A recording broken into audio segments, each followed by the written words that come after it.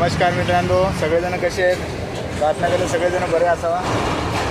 उन्हाचा तडाखा लागलेला, मला जाम माझी तब्येत खराब झाली.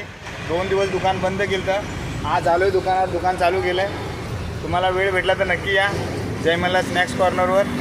चला, थँक्यू. आज आलो आहे, दुकान चालू केलं आहे मी. 2 दिवसानंतर खूप तब्येत खराब झाली.